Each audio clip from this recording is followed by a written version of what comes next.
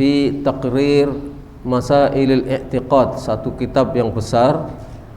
Di dalamnya ada pembahasan tentang amar ma'ruf nahi mungkar. Maka beliau mengambil bagian ini yang beliau beri judul wa huwa fi bayan manhaji ahli sunnati fil amri bil ma'ruf wan nahyi 'anil munkar. Penjelasan tentang manhaj ahli sunnah terkait amar ma'ruf nahi munkar. Wa dzalika li tadrisihi fit tawratis sabi'ah al-muqamah fi ma'hadil Imam Al-Bukhari fi Daulat Indonesia. Ini dimaksudkan untuk diajarkan pada daurah yang ketujuh yang diadakan di Solo di Ma'had Al-Imam Al-Bukhari di Indonesia. Sa'ilanillaha ayyan fa'abiha wa ayyuwafiqana wa ikhwanana al-musyarikin fid daurah wa umum al-muslimin di kulli khair, dengan berharap memohon kepada Allah agar ini bermanfaat dan agar Allah memberikan taufik kepada kita semuanya, kepada peserta daurah dan kepada umumnya kaum muslimin, agar Allah memberikan taufik menuju setiap kebaikan. Begitu yang ditulis oleh Syekh Ibrahim Ibn Amir Ar-Ruhaili hafizahullah. Selanjutnya kita masuk pada perkataan beliau rahimahullah. Bismillahirrahmanirrahim. Al-amru bil ma'ruf wan nahyu 'anil munkar. Punya bukunya enggak? Ada yang punya, ada yang enggak? Nah, ada. Al-amru bil ma'ruf wan nahyu 'anil munkari minal masailil 'azimah allati waqa'a al-ikhtilafu fiha wat tafarruqu bainal muslimin. Amar ma'ruf nahi munkar termasuk masalah besar yang mengenainya telah terjadi perselisihan dan perpecahan di antara kaum muslimin. Jadi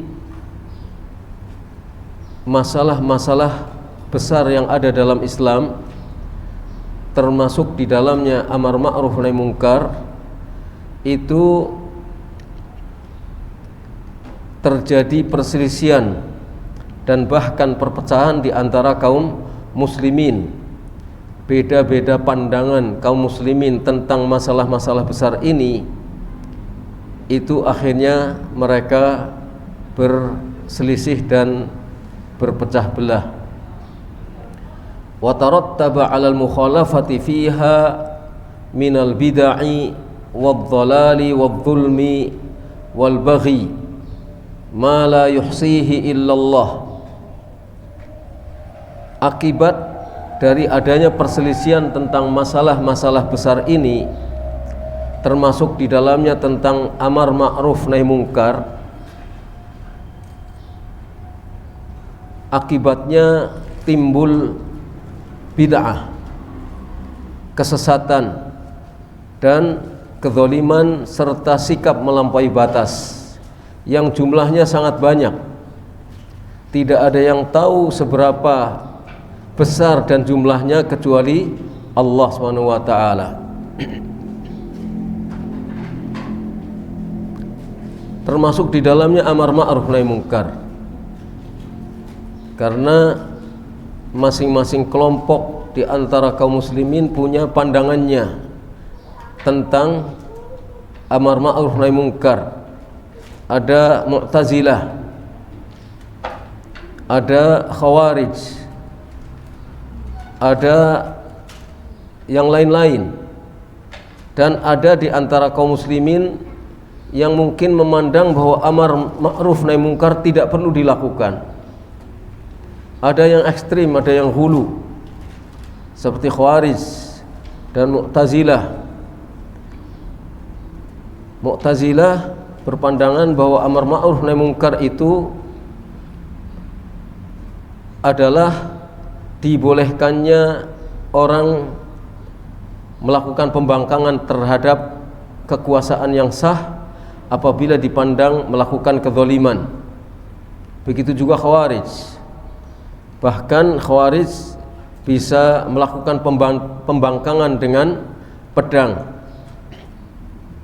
Tapi ada sekelompok kaum muslimin yang memandang bahwa amar ma'ruf nahi mungkar tidak perlu. Maka timbullah perpecahan di antara kaum muslimin karena pandangan yang berbeda-beda tentang amar ma'ruf nahi mungkar. Istilahnya sama, amar ma'ruf nahi mungkar, tapi pengertian masing-masing orang tentang amar ma'ruf nahi mungkar itu berbeda-beda. Walihada dzakaraha ba'dul ulama fi masail usuluddin. Oleh karena itu sebagian ulama menyebutkan masalah besar ini yang termasuk di dalamnya amar ma'ruf nahi mungkar, menyebutkannya masuk dalam masalah usuluddin. Usuluddin itu adalah masalah pokok agama, masalah-masalah yang mendasar dalam dinul Islam. Maka kita akan membahas tentang amar ma'ruf nahi mungkar supaya kita tidak salah faham tentang amar ma'ruf nahi mungkar, tidak terjerumus ke dalam pemahaman Khawarij, tidak terjerumus ke dalam pemahaman Mu'tazilah, tidak terjerumus ke dalam pemahaman yang lain-lain yang menyimpang dari pengertian yang benar tentang amar ma'ruf nahi mungkar menurut Ahlus Sunnah wal Jamaah.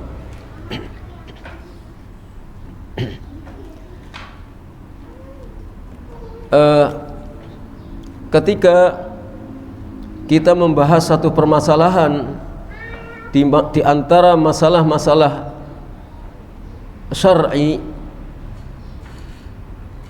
tentu kita akan membahas masalah tersebut berdasarkan dalilnya dan bagaimana pemahaman para salafus salih tentang hal itu. Maka hal pertama yang dikemukakan oleh Syekh Ibrahim hafizahullah adalah perkataan Ibnul Arabi. Qala Ibnul Arabi. Sebelum kita lanjut, kita perlu mengenal serba sedikit tentang Ibnul Arabi dengan al-ta'rif Ibnu al-Arabi, karena ada orang lain yang dikenal dengan Ibnu Arabi dengan tanpa al, Ibnu Arabi. Sedangkan yang kita bahas adalah Ibnu al-Arabi. Beliau seorang ulama besar Ahlus Sunnah, faqih bermadhab Maliki, ma'ruf, seorang imam, seorang hafidh, dan beliau adalah qadhi. Kunyahnya Abu Bakar, namanya Muhammad ibnu Abdullah ibni Muhammad ibni Abdullah. Saya ulang, beliau seorang imam, seorang hafidh. Hafidh itu terkait dengan masalah hadis. Qadhi, karena beliau adalah qadhi, seorang qadhi. Kunyahnya Abu Bakar, namanya Muhammad ibnu Abdullah, nama bapaknya Abdullah, ibni Muhammad, kakeknya namanya Muhammad, kakeknya yang atasnya lagi namanya Abdullah. Jadi Muhammad ibnu Abdullah ibni Muhammad ibni Abdullah.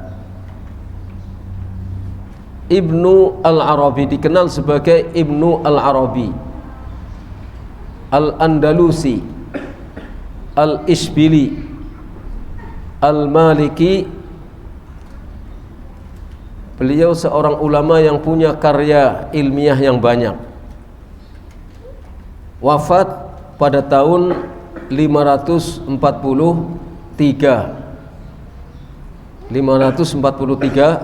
Hijriyah pada bulan Rabiul Akhir, bulan Rabiul Akhir 543 Hijriyah. Itu secara singkat tentang Ibnu Al-Arabi, seorang ulama besar Ahlus Sunnah. Beliau rahimahullah mengatakan dhimna hadithihi, di dalam pembicaraannya tentang firman Allah Ta'ala yang terdapat di dalam surat Al-Ma'idah 105. Ya ayyuhalladzina amanu alaikum anfusakum la yadurrukum man dhalla idza tadaitum. Kita mulai dari sini. Ketika beliau membicarakan ayat ini, artinya ya ayyuhalladzina amanu, wahai orang-orang yang beriman, alaikum anfusakum, jaga dirimu, la yadurrukum man dhalla, orang yang sesat tidak akan membahayakanmu, la yadurrukum, tidak akan membahayakanmu, man dhalla, orang yang sesat, orang yang sesat tidak akan membahayakanmu, idza tadaitum, apabila kamu telah mendapat petunjuk.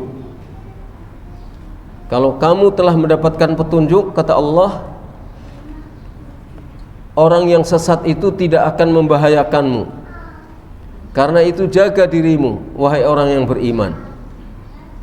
Kata Ibnul Arabi rahimahullah, hadhil ayatu min usuli al-amri bil ma'ruf wan nahyi 'anil munkar. Ayat ini termasuk pokok, termasuk asas yang memerintahkan untuk melaksanakan amar ma'ruf nahi munkar, alladzi huwa asluddin wa khilafatil muslimin. Yang amar ma'ruf nahi munkar ini termasuk pokok dalam agama dan termasuk pokok dalam kekhalifahan kaum muslimin. Kekhalifahan itu akan bisa berjalan dengan baik kalau di dalamnya ada amar ma'ruf nahi munkar. Wa qad dzakara ulama'una abwabahu wa masailahu fi usuluddin wa hiya min furu'ihi. Sesungguhnya para ulama kita telah menyebutkan bab-bab tentang amar ma'ruf nahi munkar, tentang masalah-masalah amar ma'ruf nahi munkar di dalam masalah usuluddin. Sedangkan bab-bab ini termasuk cabang-cabang daripada agama. Kita mencoba merenungkan ayat ini. Ya ayyuhalladzina amanu alaikum anfusakum, wahai orang-orang yang beriman, jagalah dirimu, la yadurrukum man dhalla idza tadaitum, orang yang sesat itu tidak akan membahayakanmu selama kamu telah mendapatkan petunjuk. Ada sebagian orang berpendapat atau berpemahaman bahwa ayat ini menunjukkan bahwa seseorang itu tidak perlu mengingkari kemungkaran, karena bunyinya la yadurrukum man dhalla idza tadaitum. Orang yang sesat itu tidak membahayakanmu apabila kamu sudah mendapatkan petunjuk. Jadi tidak perlu nahi mungkar, mencegah kemungkaran, karena biar saja orang lain, selama kamu sudah mendapatkan petunjuk, ngapain melakukan pengingkaran terhadap kemungkaran. Sekilas seperti itu enggak kira-kira maknanya? Sekilas tidak akan membahayakanmu kalau kamu sudah mendapatkan petunjuk. Orang yang sesat itu tidak akan berbahaya bagi kamu. Jadi biarkan saja kalau kamu sudah mendapatkan petunjuk. Tapi ayat ini justru difahami oleh para sahabat dan para ulama, dan ini dikemukakan oleh Ibnul Arabi karena menukil dari pendapat para ulama terdahulu bahwa ayat ini justru menjadi asal, menjadi landasan bagi adanya amar ma'ruf nahi munkar, bahwa amar ma'ruf nahi mungkar itu merupakan kewajiban berdasarkan ayat ini. Kenapa? Karena para ulama di dalam menafsirkan ayat ini mengatakan bahwa tidak mungkin seseorang disebut sebagai orang yang telah mendapatkan petunjuk kecuali dia melaksanakan amar ma'ruf nahi mungkar. Ya. La yadurrukum man dhalla idza tadaitum, tidak membahayakan kepadamu orang yang tersesat apabila kamu telah mendapatkan petunjuk. Bagaimana orang yang telah mendapatkan petunjuk? Yaitu orang yang telah melaksanakan amar ma'ruf nahi mungkar. Jadi kalau orang tidak melaksanakan amar ma'ruf nahi mungkar, dia tidak mendapatkan petunjuk. Maka menjadi wajib bagi dia supaya disebut sebagai orang yang mendapatkan petunjuk, harus melaksanakan amar ma'ruf nahi mungkar. Ini yang difahami oleh para ulama, dan ini yang difahami oleh sahabat radhiyallahu anhum ajma'in. Jadi maknanya ini menurut Syekh Ibrahim Ar-Ruhaili, annaka idza tadaita wa amarta bil ma'ruf wa nahaita 'anil munkar la yadhurruka man dhalla ba'da dhalik. Sesungguhnya apabila kamu telah mendapatkan petunjuk, sudah melaksanakan amar ma'ruf dan sudah mencegah dari perbuatan mungkar, maka orang yang tersesat sesudah itu tidak akan membahayakan kepadamu. Syaratnya laksanakan amar ma'ruf, cegah kemungkaran. Orang yang sesat itu tidak akan berbahaya bagimu. Jalankan amar ma'ruf nahi mungkar, mereka tidak akan berbahaya bagimu. Jadi tidak berarti ayat ini bermakna hidayah itu terbatas hanya pada diri seseorang. Misalnya kita melakukan kebaikan cukup bagi diri kita, tapi kemudian diam terhadap orang-orang yang melakukan penyimpangan. Ini tidak benar. Bukan itu yang dimaksudkan dengan ayat ini.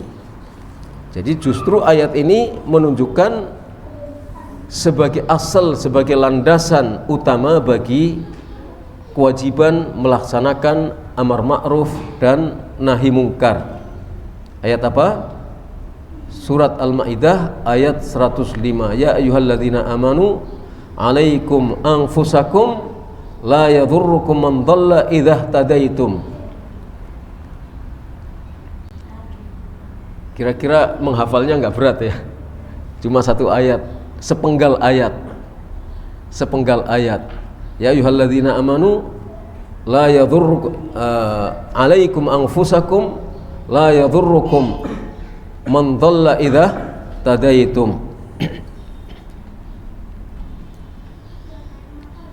Kita masuk pada penjelasan makna al-ma'ruf dan mungkar. Jadi jika kita membahas masalah-masalah yang terkait dengan masalah-masalah syar'i, itu harus memahami dua hal.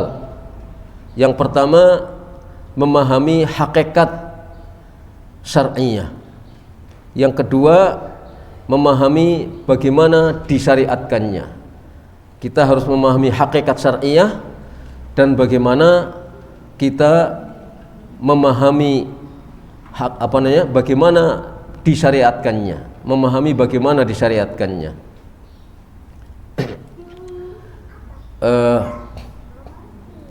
Masalah-masalah syar'iyah, ada amar ma'ruf nahi mungkar, ada masalah-masalah ibadah, misalnya tentang sholat, tentang zakat, tentang puasa. Semuanya adalah termasuk masalah syar'iyah. Ya kan, sholat masalah syar'iyah, siyam masalah syar'iyah, zakat masalah syar'iyah, amar ma'ruf nahi mungkar masalah syar'iyah, bukan masalah individu, bukan masalah menurut saya, tapi itu adalah masalah min masail syar'iyah. Begitu juga tentang birrul walidain, masalah syar'iyah. Kemudian as-sam'u wa ta'ah liulati umuril muslimin, mendengar dan taat kepada para penguasanya kaum muslimin, itu juga termasuk masalah syar'iyah. Ketika kita membahas masalah-masalah syar'iyah ini, maka kita harus memahami maksud mengapa Allah menyebutkan istilah tersebut terkait dengan masalah ibadah. Mengapa ibadah tertentu dinamakan sholat? Kita harus faham maksud dan tujuan daripada Allah, maksud dan tujuan daripada Rasulullah. Kenapa mensyariatkan sholat? Apa maksudnya sholat? Dan itu sebagai bentuk dari satu ibadah. Kenapa Allah menyebutkan itu zakat? Kenapa Allah menyebutkan itu saum, puasa? Kenapa Allah menyebutkan amar ma'ruf nahi mungkar, birrul walidain dan seterusnya? Kalau kita tidak memahami maksud Allah, mengapa Allah menyebutkan ibadah tertentu dinamakan sholat, puasa, zakat dan seterusnya, maka tidak mungkin masalah syariah itu akan dapat terwujud. Nggak mungkin masalah syariah itu akan terwujud dengan akan dapat terwujud sebagaimana mestinya. Misalnya masalah sholat, masalah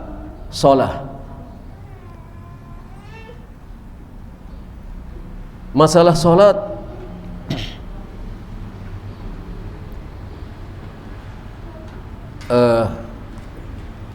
ada satu peristiwa di zaman Nabi SAW.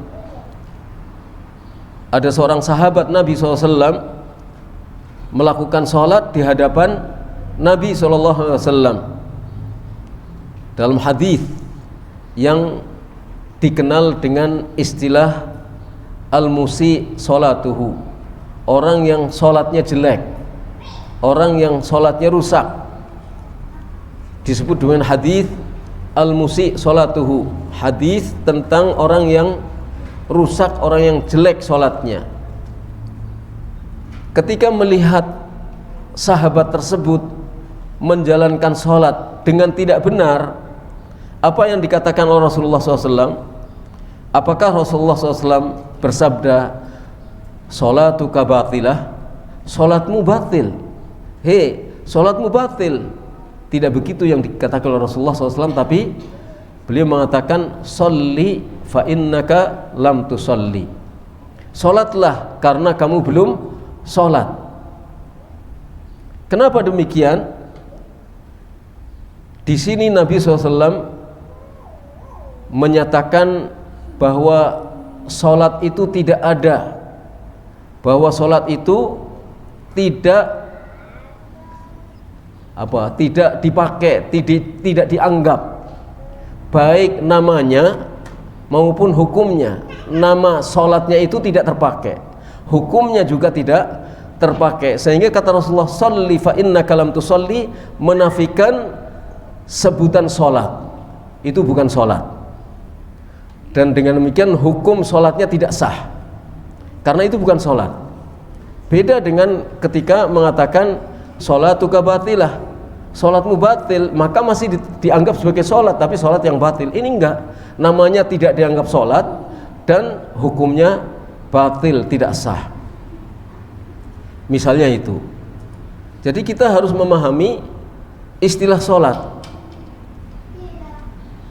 Sholat dalam pengertian bahasa doa, tapi dalam pengertian syariat, sholat itu adalah ibadah tertentu, ibadah maksusah yang dibuka dengan takbiratul ihram dan ditutup dengan salam. Itu pengertian sholat. Maka semua rukun syarat yang telah ditetapkan oleh Rasulullah atau oleh Allah melalui Rasulullah SAW harus dijalankan supaya nama sholat itu tetap ada dan hukumnya sah. Nabi SAW juga bersabda kepada orang yang menyembelih hewan korban tapi sebelum sholat Id, sebelum sholat Id. Kata Nabi, syatuka syatu lahmin, kambingmu itu adalah kambing untuk tujuan daging saja, bukan kambing untuk tujuan udhiyah. Berkorban ini bukan daging korban, tapi ini adalah daging biasa untuk dimakan, bukan kambing untuk korban.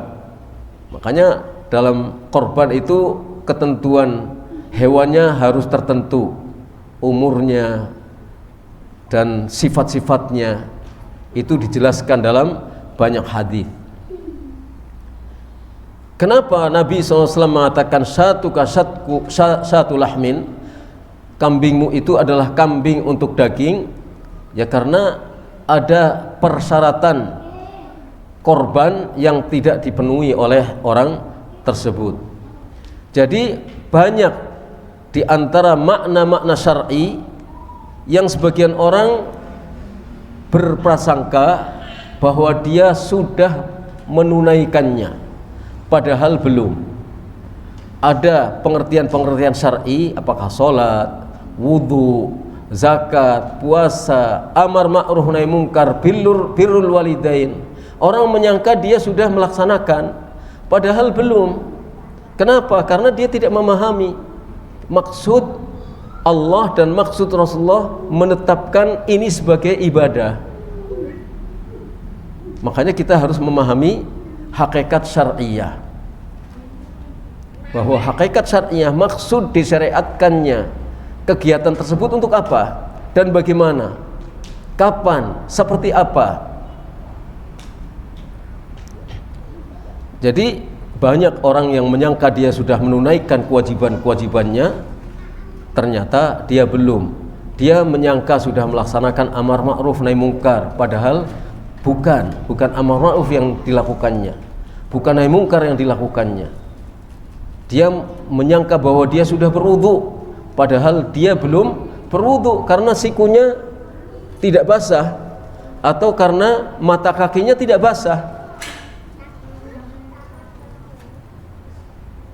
Makanya Rasulullah SAW mengatakan wailun lil aqabi minan nar, celaka, neraka buat orang yang di dalam berwudu tumitnya tidak basah. Jadi ancamannya berat. Makanya wudu harus benar. Dia harus ngerti tujuan wudu itu apa, kenapa wudu itu disyariatkan, syaratnya apa, ketentuannya seperti apa, dan harus bagaimana. Demikian juga sholat.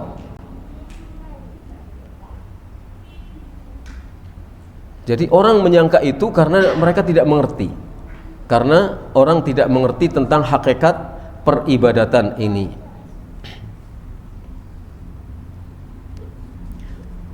Maka terkait dengan masalah amar ma'ruf nahi mungkar ini, supaya kita faham amar ma'ruf nahi mungkar dan tidak salah, kita sudah menyangka bahwa kita sudah melaksanakan amar ma'ruf nahi mungkar, ternyata apa yang kita lakukan tidak sebagaimana yang dimaksudkan oleh Allah atau oleh Rasulullah sallallahu alaihi wa alihi wasallam. Maka beliau rahimahullah mengatakan wa bayanu mu'taqadi ahli sunnati wa manhajihim fihi yatimmu bayanuhu min iddati wujuh. Penjelasan tentang keyakinan ahlus sunnah wal jamaah dan tentang manhaj mereka terkait dengan masalah amar ma'ruf nahi mungkar itu penjelasannya melalui beberapa sisi. Penjelasannya itu tidak hanya dari satu sisi, tapi penjelasannya melalui banyak sisi. Sisi pertama, harus memahami makna ma'ruf dan makna mungkar. Beliau rahimahullah mengatakan awalan maknal ma'ruf wal mungkar. Apa arti atau makna dari ma'ruf dan apa makna dari mungkar? Yang pertama, maknal ma'ruf. Alif di dalam kitab antum, maknal ma'ruf, al ma'ruf fil lughah ma'khuzun min maddati arafa allati tadullu ala ma'nayain. Kalimat atau lafaz ma'ruf menurut bahasa Bahasa apa ini? Bahasa Arab. Bahasanya orang Arab. Al-ma'ruf itu menurut bahasanya orang Arab berasal dari unsur arafa, ain, ra, fa, yang menunjukkan pada dua makna. Kata unsur yang terdiri dari arafat menunjukkan dua makna. Ahaduhuma, yang pertama, bermakna tatabu'us syai' muttasilan ba'duhu bi ba'din, berurut-urutannya sesuatu secara bersambung, sebagian kepada sebagian yang lain. Jadi beriring-iringan, sambung menyambung, itu namanya ma'ruf. Salah satu pengertian ma'ruf menurut bahasa. Wa minhu, di antara makna ini adalah qauluhum, perkataan orang Arab, ja'atil qata urfan urfa. Al-qata itu sejenis burung, datang urfan urfa. Burung qata itu datang urfan urfa. Ay ba'duha khalfa ba'din, artinya beriringan, sebagian di belakang sebagian yang lain, berurut-urutan. Jadi ketika burung-burung itu beriringan, itu disebut sebagai ma'ruf. Tapi bukan makna bahasa ini yang akan kita pakai. Makna bahasa yang kedua, ma'ruf itu artinya as-sukun wa tuma'ninah. Apa sukun? Tenang. Ya, dalam hubungan suami istri itu kan ada sakinah, mawaddah, rahmah, supaya ada ketenangan dengan bersuami istri. As-sukun itu tenang, wa tuma'ninah tentram atau tenang. Tentram dan tenang. Sukun itu tentram, tuma'ninah itu tenang. Maknanya seperti itu kurang lebih. Wa minhu al-ma'rifatu wal irfan. Dari makna yang kedua ini, makna secara bahasa yang kedua, pengertian al-ma'rifah. Apa ma'rifah itu? Ma'rifah itu adalah pengetahuan, sesuatu yang diketahui. Al-irfan pengetahuan. Ma'rifah sesuatu yang diketahui, irfan adalah pengetahuan. Jadi ilmu di antara ma'rifat itu adalah ilmu. Ma'rifah adalah ilmu. Ilmu mengapa disebut ma'rifah? Ilmu disebut ma'rifah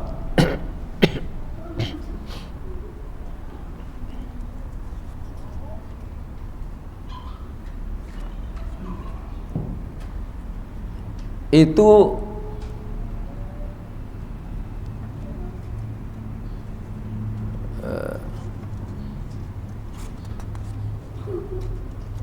ilmu disebut sebagai ma'rifah karena dengan ilmu itu mendatangkan ketenangan.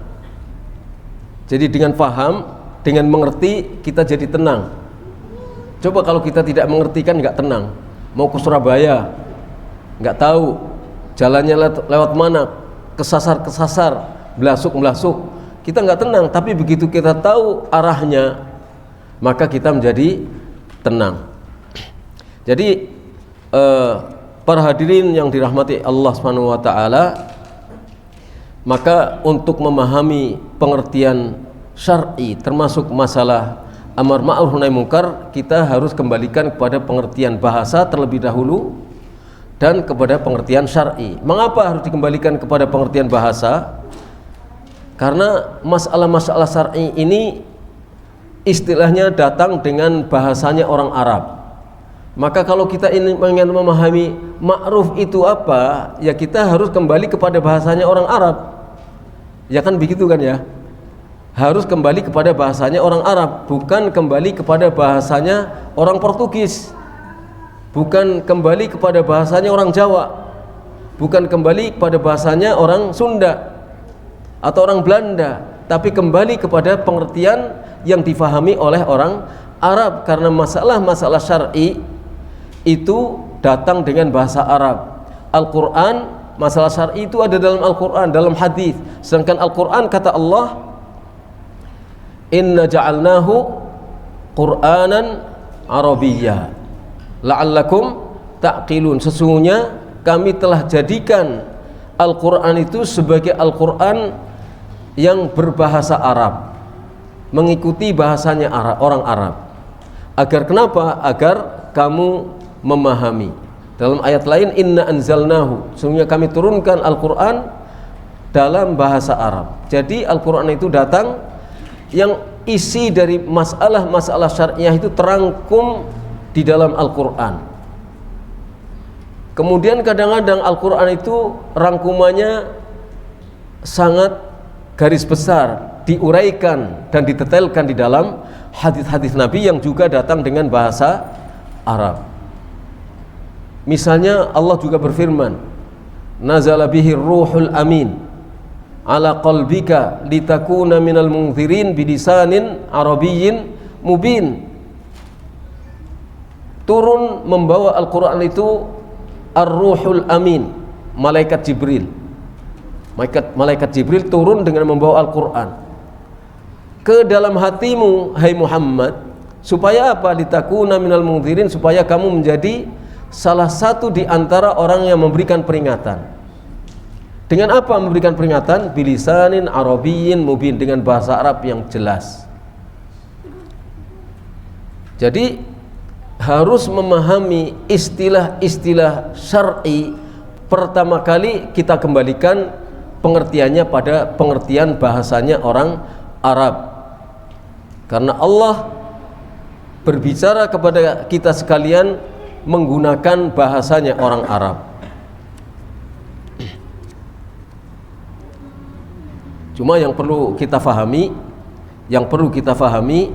bahwa ketika seseorang ahli bahasa Arab belum tentu benar di dalam memahami Al-Quran, karena ada perangkat-perangkat lain yang harus digunakan di dalam memahami tujuan-tujuan syar'i daripada Al-Quran. Jadi Al-Quran tidak cukup hanya dengan menggunakan bahasa Arab. Hadis-hadis Nabi tidak cukup hanya menggunakan bahasa, yakni difahami dengan bahasa Arab saja.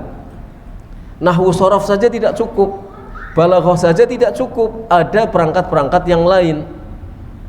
Seperti tadi kita misalnya membaca, ya ayyuhalladzina amanu alaikum anfusakum la yadhurrukum man dhalla idza ihtadaitum. Kalau hanya sekedar berbahasa Arab dengan menggunakan bahasa Arab, orang akan keliru memahami ayat ini.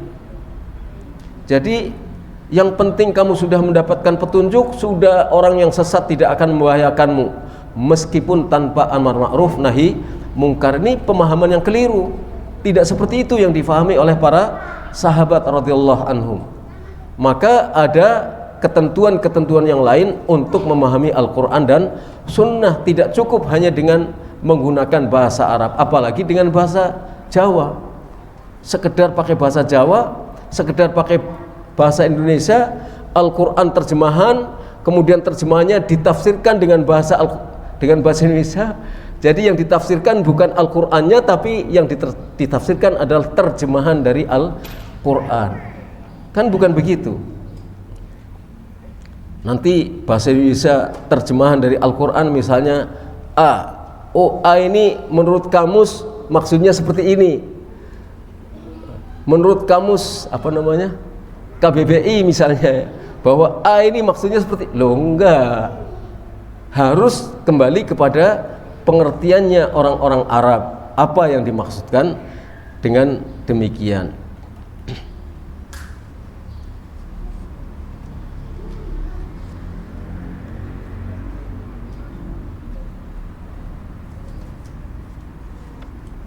Tadi contohnya adalah sholat. Tadi kita contohkan adalah sholat.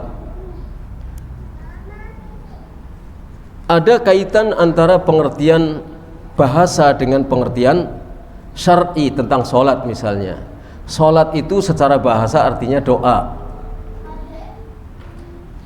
Iya, mungkin ada orang mengartikan doa karena dia menafsirkan dari tafsir, mengartikan dari terjemah doa. Yang namanya doa kan Kalau sudah doa begini berarti sudah sholat. Kan begitu. Kayak dulu ada orang yang penting itu zikir. Kalau sudah zikir berarti sudah sholat. Kita lagi zikir ini, lagi mengingat Allah. Kalau pengertian sholat itu zikir seperti itu, berarti kita sedang sholat. Enggak begitu. Harus dikembalikan kepada pengertian syar'i. Apa? Yaitu ibadah tertentu yang diawali dengan takbiratul ihram, Allahu Akbar, diakhiri dengan salam. Ada ketentuannya bagaimana takbiratul ihram. Sesudah takbiratul ihram itu bagaimana? Diakhiri dengan salam. Salamnya bagaimana?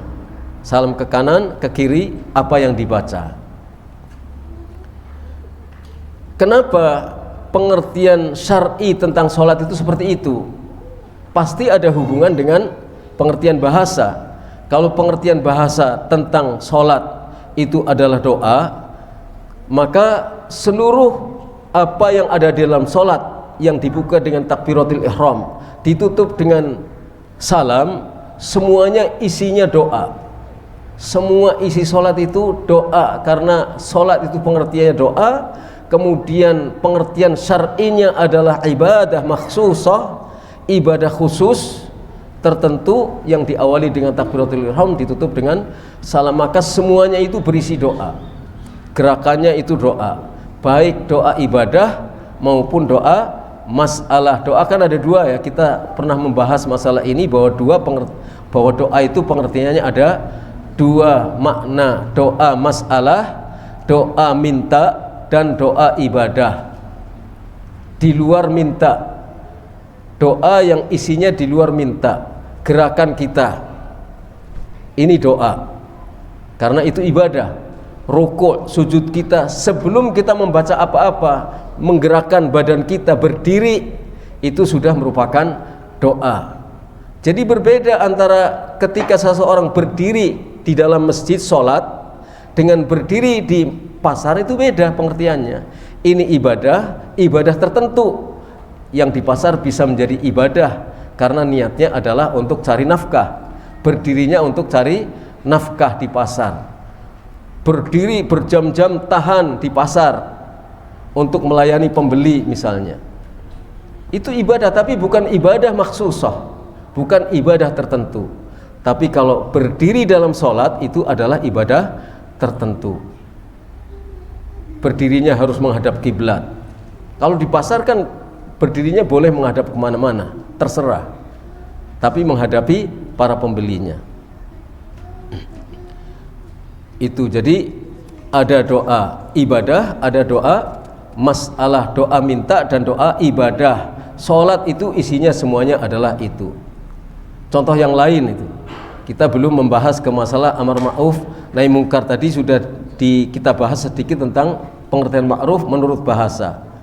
Pentingnya memahami masalah bahasa karena nanti akan kita kaitkan dengan masalah pengertian syar'i. Contoh yang lain, al-hajj, haji. Menurut bahasanya orang Arab, al-hajj itu adalah al-qasd. Apa? Al-qasd, tujuan, bertujuan, bermaksud. Itu pengertian al-hajj menurut orang Arab, bahasanya orang Arab. Kemudian datang penjelasan dari Allah, penjelasan dari Rasulullah, mengikat pengertian haji yang secara bahasa itu adalah al-qasd, tujuan, diikat dengan ibadah tertentu.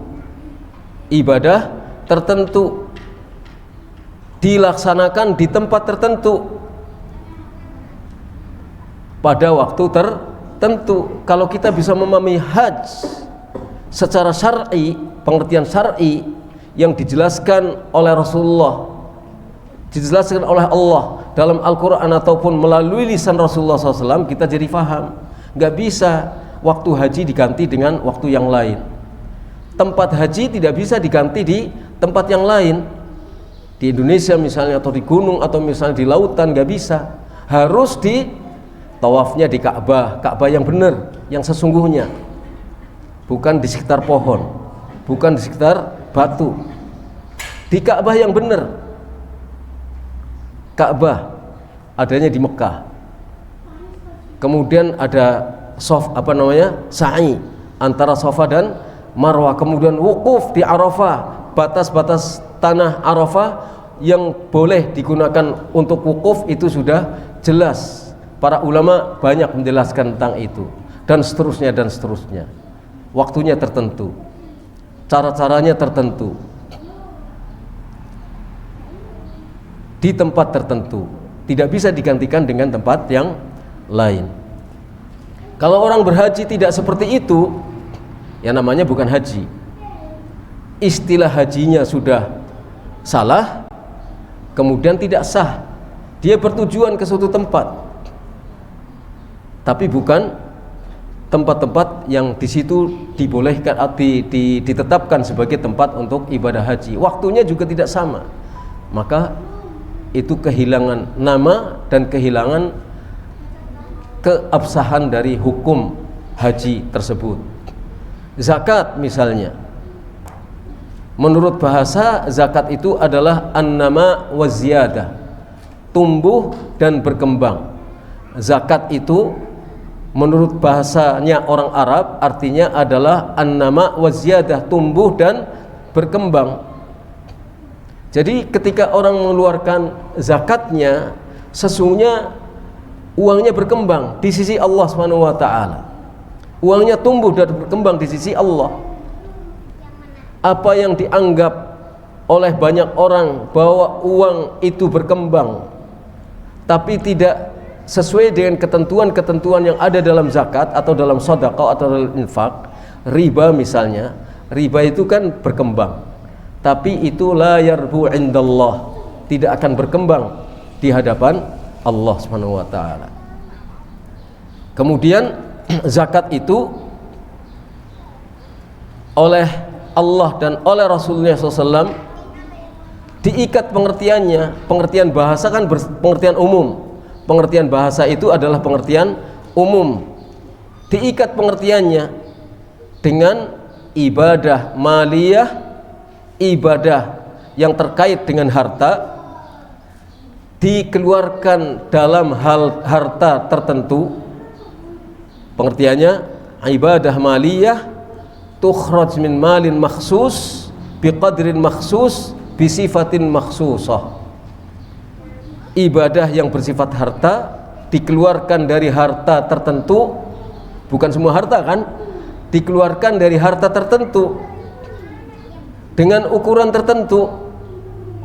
Dari harta tertentu ketika sudah sampai nisab, sudah sampai 1 tahun, sampai nisab sampai 1 tahun, dan 1 tahun itu nisabnya tidak berkurang, bisa bertambah tapi tidak boleh berkurang, tidak bisa berkurang. Kalau berkurang sudah tidak berkewajiban zakat.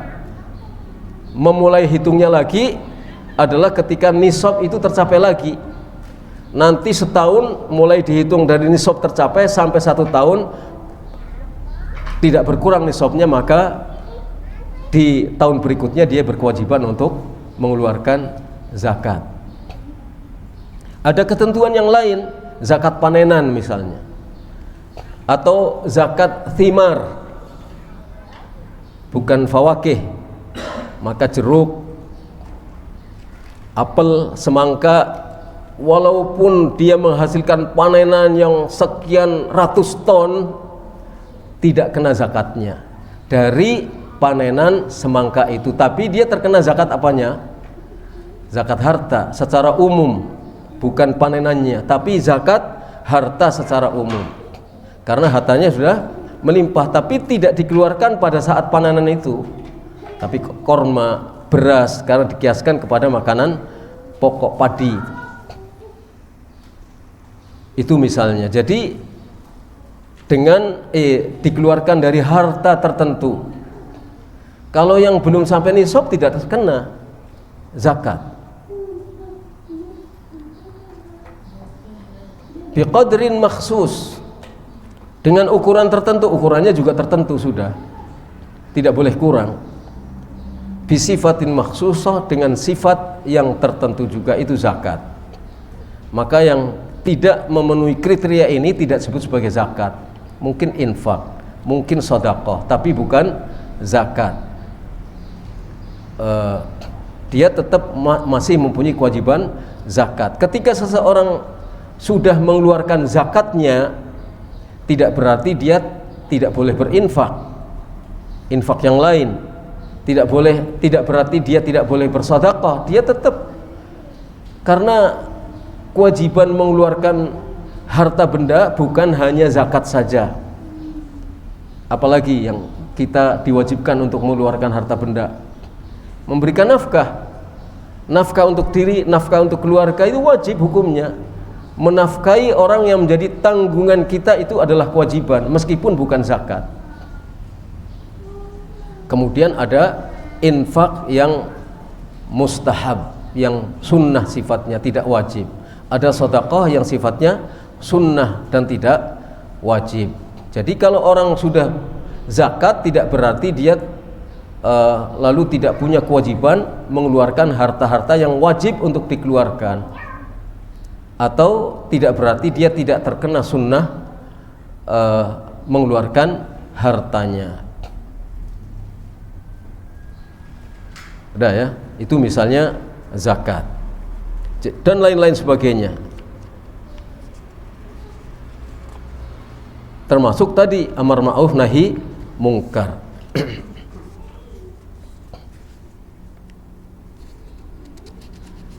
Jadi di antara pengertian ma'ruf dalam pengertian as-sukun wa tuma'ninah, tentram dan tenang, adalah pengertian al-ma'rifah wa al-irfan.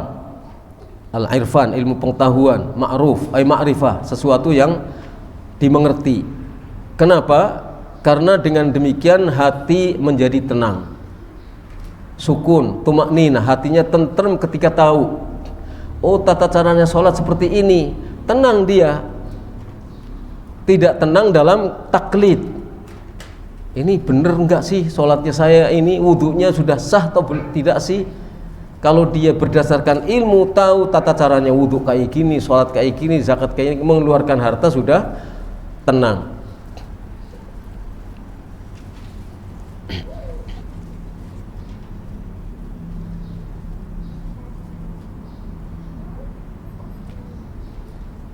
Jadi pengertian syar'i tentang ma'ruf itu punya kaitan yang erat dengan pengertian bahasa.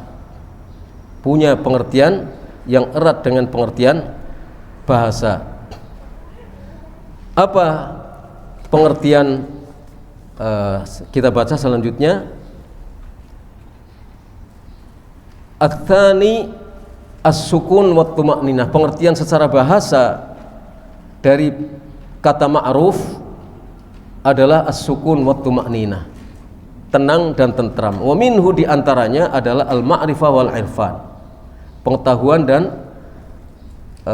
apa yang diketahui. Yaqulur rajul, seseorang mengatakan misalnya, hadza amrun ma'ruf lisukunihi ilaihi, dzakarahu Ibnu Faris. Ketika seseorang berkata perkara ini adalah perkara yang ma'ruf, maksudnya apa? Karena hati tenang. Apa yang hati menjadi tenang dengan sesuatu yang ma'ruf. Oh, ini sudah ma'ruf. Misalnya kita bertanya tentang seseorang, dijelaskan orang ini begini-begini, dikenal di sana, ma'ruf. Orang itu ma'ruf, kan kita jadi tenang. Ketika orang itu orang yang ma'ruf, kita jadi udah hubungan saja dengan si fulan di Jakarta, orangnya ma'ruf, tenang kita. Tapi kalau orangnya tidak ma'ruf, kita masih bertanya-tanya, ini jujur atau tidak jujur, penipu atau tidak penipu. Saya mau dagang ini, mau tanam modal. Ada orang kekurangan modal, ternyata orangnya ma'ruf, sudah dikenal secara manajemen, secara amanah, secara kejujuran, secara apa saja sudah ma'ruf. Jadi kita menjadi tenang. Ini disebutkan oleh Ibnu Faris. Ibnu Faris adalah seorang ulama ahli bahasa yang dipuji oleh banyak ulama. Di antara bukunya adalah Mu'jam Maqayis Al-Lughah. Mu'jam Maqayis Al-Lughah itu para ulama sangat menekankan orang-orang untuk menggunakan Mu'jam Maqayis Al-Lughah karena definisi tentang bahasa yang dikemukakan oleh Ibnu Faris itu bagus dan tidak menyimpang. Wa ala hadza fahaddul ma'ruf fil lughah, atas dasar ini maka pengertian ma'ruf menurut bahasa huwa ma sakanat ilaihin nafsu watma'anna ilaihil qalbu wa qabilahu, sesuatu yang hati menjadi tenang dan tentram, sesuatu yang kepadanya hati menjadi tenang dan tentram dan hati menerimanya. Itu ma'ruf secara bahasa. Bisa dimengerti enggak? Sesuatu yang hati merasa tenang dan tentram kepadanya dan bisa menerima, hatinya menerima, itu ma'ruf menurut bahasa. Kata Ibnu Faris, wa summiyal ma'ruf fi dzalika li'anna nufusa taskunu ilaihi. Ma'ruf disebut demikian, mengapa? Karena hati itu merasa tentram kepadanya, hati merasa tenang kepada sesuatu yang ma'ruf, ini maka dinamakan ma'ruf. Itu menurut bahasa. Menurut pengertian syar'i, al-ma'ruf ini dikatakan oleh Imam At-Tabari rahimahullah, huwa kullu ma amarallahu bihi aw nadaba ilaihi min a'malil birri wal khair.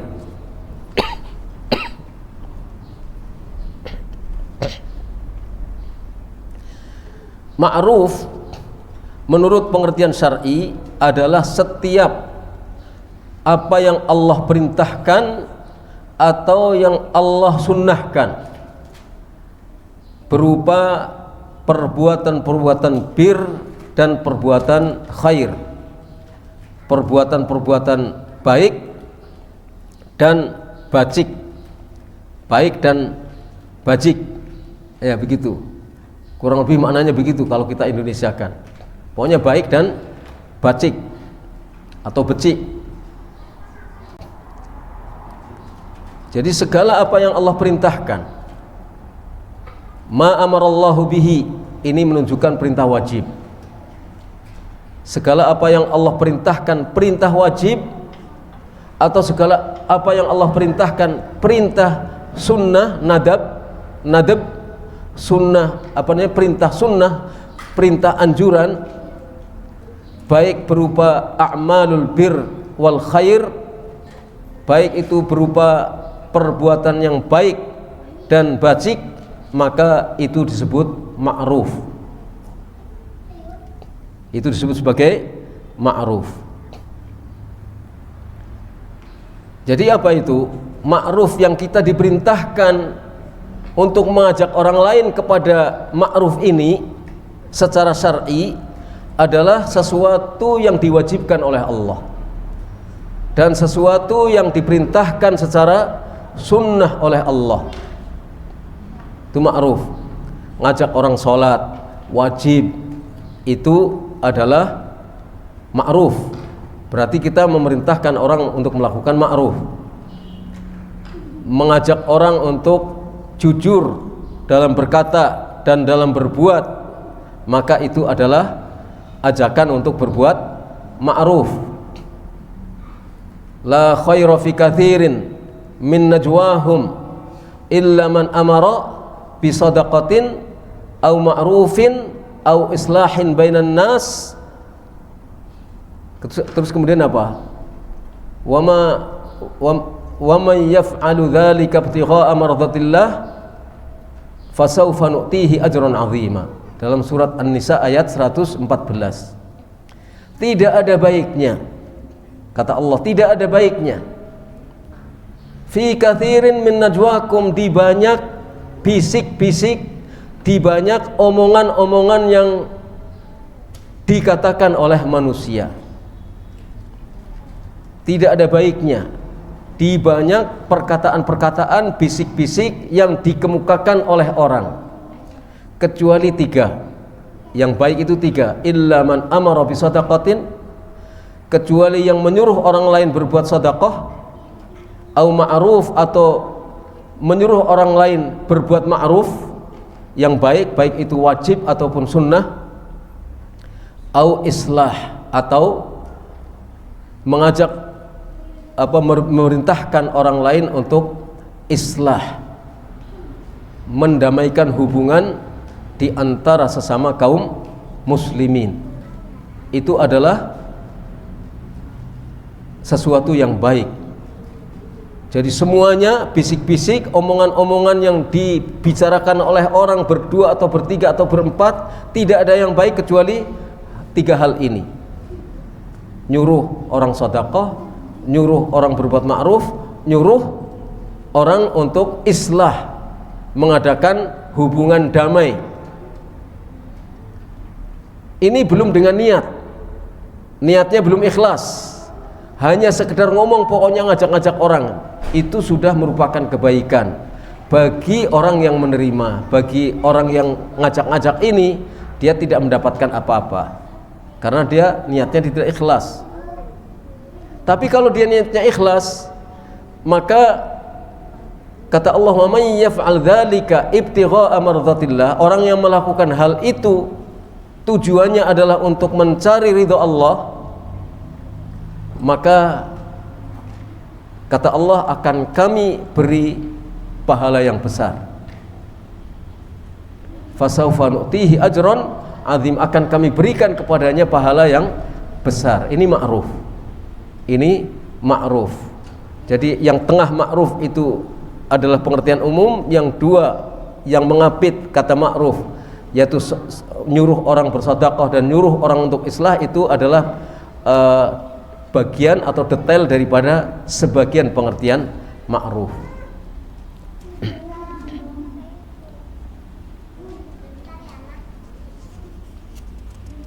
Jadi perkara ma'ruf itu ada sesuatu yang wajib, ada sesuatu yang tidak wajib, sunnah. Jadi ma'ruf itu secara garis besar apa artinya secara syar'i? Adalah segala sesuatu yang sesuai dengan syariat. Segala sesuatu yang sesuai dengan syariat, artinya tidak bertentangan dengan syariat. Imma itu merupakan perintah syariat, atau sesuatu itu tidak bertentangan dengan syariat.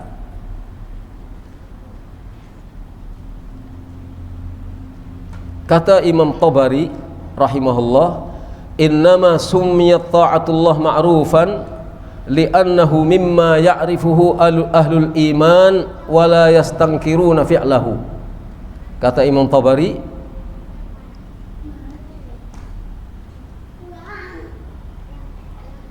wa innama summiyat ta'atullah ma'rufan, kenapa taat kepada Allah disebut sebagai ma'ruf?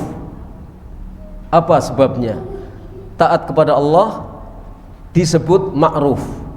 Karena ketaatan itu mimma ya'rifuhu ahlul iman, sesuatu yang dikenal, diketahui oleh ahlul iman, dikenal oleh kalangan ahlul iman. Ketaatan kepada Allah itu dikenal di kalangan ahlul iman. Ahlul iman yang dimaksudkan di sini adalah ahlul ilmi, orang-orang yang berilmu. Karena kalau orang yang berilmu, keimanannya mantap, kokoh. Tapi orang-orang yang tidak berilmu, ketika dia beriman, jangan-jangan bukan iman. Kan iman itu istilah syar'i. Jadi kita harus memahami secara bahasa dan memahami secara syariat. Pengertian iman secara bahasa apa, pengertian syar'i iman itu apa. Kalau orang tidak faham tujuan Allah mengapa menyebut ibadah yang disebut iman itu dengan istilah iman, kalau tidak faham maksud Allah dan Rasulullah mengapa menyebutkan ibadah itu sebagai iman, ya dia tidak akan bisa mewujudkan keimanan yang sesungguhnya. Maka hanya orang-orang yang berilmu, betapapun sedikitnya orang itu terhadap ilmu, minimal dia memahami tentang iman. Dia sudah berilmu. Dia sudah berilmu tentang iman, minimal itu. Syukur-syukur dia mengetahui lebih jauh tentang masalah-masalah yang terkait dengan masalah keimanan. Makanya orang-orang yang beriman jangan mengabaikan masalah ilmu. Karena kuncinya orang bisa melaksanakan ibadah kepada Allah dengan benar itu apabila dia berilmu. Itu kuncinya. Maka jangan sampai ilmu agama Islam, ilmu syariat itu menjadi ilmu yang kita abaikan atau kita pinggirkan. Itu pokok kuncinya selamat dan tidaknya seseorang bisa beribadah atau tidak dia, ya harus dengan ilmu. Minimal belajar, kalaupun dia tidak hafal dalilnya, tapi dia tahu ada dalilnya. Dalilnya ini, walaupun tidak hafal, tidak harus hafal. Karena kemampuan orang untuk menghafal hadis atau Al-Quran itu beda-beda. Sudah hafal ternyata tidak faham juga, itu juga kemampuan untuk memahami sesuatu yang dihafal itu berbeda-beda. Hidupnya dari awal, dari 0 tahun sampai dengan kembali ke 0 tahun lagi, itu untuk menghafal tidak pernah berusaha untuk memahami, ya tidak faham. Karena Al-Quran itu tidak bisa hanya difahami dengan bahasa Arab, apalagi bahasa Arab nggak menguasai, hanya hafal saja, tidak berusaha memahami. Walaupun kita tidak bisa memahami bahasa Arab, tapi paling tidak kita mengaji kepada orang-orang yang berilmu, para ulama, para masyayikh seperti Syekh Ibrahim Ar-Ruhaili atau para masyayikh yang lainnya. Kita jadi tahu sesuatu yang sebelumnya kita tidak tahu, jadi tahu. Oh, bahasa Arabnya ini, oh maksudnya ini, oh pengertian syar'inya ini. Kan para ulama menjelaskan tentang pengertian iman. Kalau pengertian iman secara bahasa adalah tasdiq, membenarkan, mempercayai. Tapi pengertian secara syar'i adalah qaulun bil lisan wa amalun wa iqrarun bil janan wa amalun bil arkan. Itu pengertian iman secara syar'i yang difahami oleh para sahabat Nabi SAW, diikuti oleh para tabi'in dan diikuti para ulama a'immatul huda. Perkataan lidah, ikrar atau keyakinan dengan hati, dan amalan dengan anggota badan. Iman itu harus meliputi 3 bagian ini: lidah, hati, dan anggota badan. Kesemuanya disebut sebagai iman.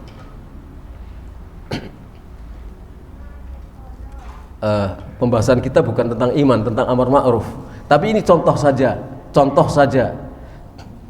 Jadi pentingnya kita memahami kalimatnya orang Arab dan kemudian hubungannya dengan pengertian syar'i. Tidak cukup hanya dengan bahasa Arab saja, tapi juga harus memahami apa pengertiannya secara syar'i. Allah menetapkan ibadah itu seperti apa, dan Nabi SAW menjelaskan ibadah itu seperti apa. Lah kita ikuti Nabi SAW dan kita dengarkan firman-firman Allah Subhanahu wa ta'ala.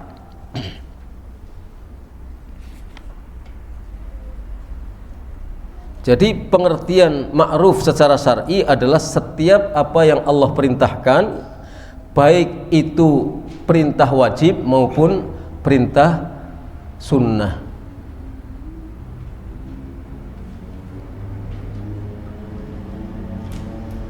Atau bisa juga kadang-kadang dengan sebutan segala apa yang dikenal oleh kaum muslimin, diketahui oleh kaum muslimin. Kata Syekh Ibrahim bahwa yang dimaksudkan kaum muslimin adalah orang yang menjadi cermin dari ilmu. orang yang menjadi cermin dari ilmu, orang yang menjadi cermin daripada Islam. Cerminan Islam itu terletak pada dirinya, cerminan iman itu terletak pada dirinya. Itu yang dimaksudkan dengan kaum mukminin. Dan kaum mukminin yang seperti itu adalah kaum mukminin generasi pertama. Kaum muslimin di generasi berikutnya adalah kaum mukminin yang mengikuti mereka. Kaum muslimin yang mengikuti mereka. Diridhoi atau tidak diridhoi oleh Allah tergantung keikutan mereka kepada generasi kaum muslimin generasi awal. Ketika kaum muslimin ini sudah berijma', ketika kaum muslimin ini sudah berijma', maka ijma' kaum muslimin bersifat maksum. Bersifat maksum, ngerti maksum ya? Tidak terjadi kekeliruan, tidak salah. Ijma'nya kaum muslimin generasi pertama itu tidak salah, karena mereka tidak akan berijma' kalau ada kekeliruan di dalamnya. Kalau ada kekeliruan di dalamnya, pasti ada seorang atau dua orang yang akan menentang. Makanya kalau mereka semuanya sudah bersepakat, berarti itu maksum. Karena Nabi SAW bersabda bahwa la tajtami' ummati ala dhalalah. Umatku tidak akan bersepakat di atas kesesatan. Kalau ada kesesatan atau kesalahan, pasti mereka tidak akan bersepakat. Ketika bersepakat berarti mereka sudah berada dalam jalur yang benar dan itu maksum. Itu kesepakatan umat Islam generasi pertama. Dan itu banyak yang disepakati. Sholat 5 waktu kan disepakati oleh mereka. Sholat 5 waktu, zuhur, asar, maghrib, isya, subuh 2 rakaat, maghrib 3 rakaat, isya 4 rakaat, zuhur 4 rakaat, asar, sudah disepakati oleh mereka. Nggak ada yang berselisih pendapat. Kemudian ada ketentuan-ketentuan yang lain ketika safar dan seterusnya. Itu kesepakatan mereka tentang sholat. Demikian juga kesepakatan mereka tentang akidah, tentang tauhid, tentang iman.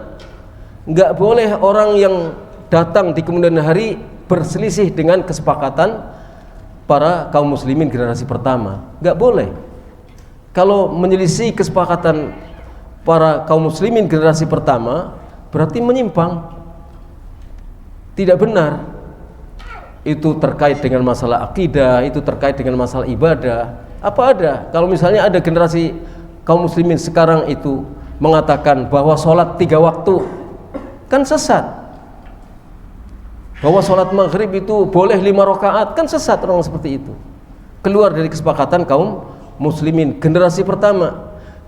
Kaum muslimin berikutnya mengikuti kesepakatan mereka. Jadi sepakat karena mengikuti kesepakatan mereka. Jadi kesepakatan mereka itu tidak boleh ditentang. Tidak boleh ditentang. Puasa Ramadan terjadi pada bulan Ramadan. Bulan Syawal terjadi pada bulan Syawal. Idul Fitri pada 1 Syawal. Dan seterusnya. Masalah akidah, masalah uluhiyah, masalah asma wa sifat, yang sesuatu yang sudah disepakati oleh para ulama, para kaum muslimin generasi pertama, tidak boleh diselisih oleh kaum muslimin di generasi berikutnya. Habis waktunya. Habis. Masih? 11.30, masih 10 menit. Jadi itulah ma'ruf. Itulah ma'ruf. Jadi kalau kita lanjut nanti tinggal membahas masalah mungkar, makna al-mungkar.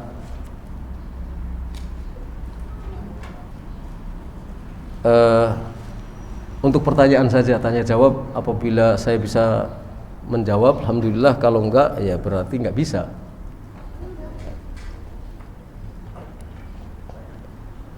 pada kesempatan yang akan datang kita insya Allah akan membahas masalah mungkar, makna mungkar itu seperti apa. Jadi ma'ruf itu sudah kita ketahui, kalau kita melakukan amar ma'ruf ya itu harus seperti itu. Kita mengajak orang lain menuju kepada perbuatan ma'ruf, artinya baik itu menuju sesuatu yang wajib ataupun yang sunnah. Yang wajib itu apa?